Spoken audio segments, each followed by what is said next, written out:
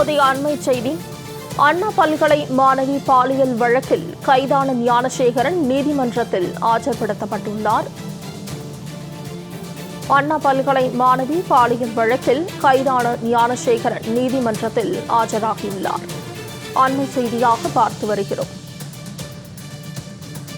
சிறப்பு புலனாய்வு குழு விசாரணை முடிந்ததை அடுத்து சைதாப்பேட்டை நீதிமன்றத்தில் ஞானசேகரன் ஆஜர்படுத்தப்பட்டுள்ளார். சிறப்பு புலனாய்வு குழு விசாரணை முடிந்ததை அடுத்து சைதாப்பேட்டை நீதிமன்றத்தில் ஞானசேகரன் ஆஜர்படுத்தப்பட்டுள்ளார். கூடுதல் தகவல்களை செய்தியாளர் ராம்குமார் வழங்க கேட்கலாம். ராம்குமார், சைதாப்பேட்டை நீதிமன்றத்தில் ஞானசேகரன் ஆஜர்படுத்தப்பட்டுள்ளார். இது குறித்த மேலும் விவரங்களை பதிவு செய்யலாம்.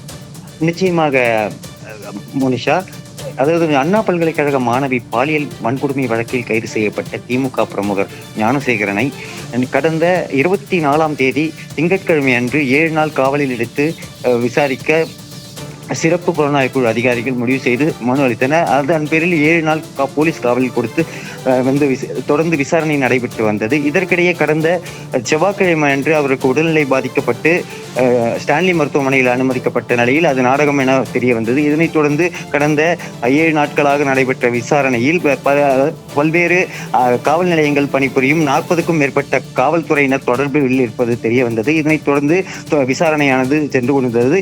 நேற்று திரும்பவும் வாந்தி மயக்கம் என ஸ்டான்லி மருத்துவமனையில் அனுமதிக்கப்பட்ட ஞானசேகரன் அங்கிருந்து நேரடியாக தற்போது சைதாப்பேட்டை நீதிமன்றத்தில் ஆஜர்படுத்தப்பட்டுள்ளார்.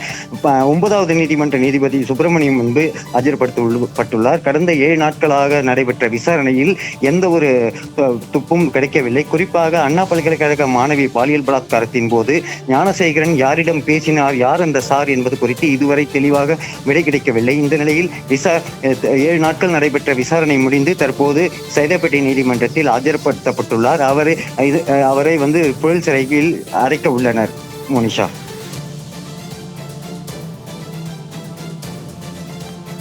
ராம்குமார், விரிவான தகவல்களுக்கு நன்றி.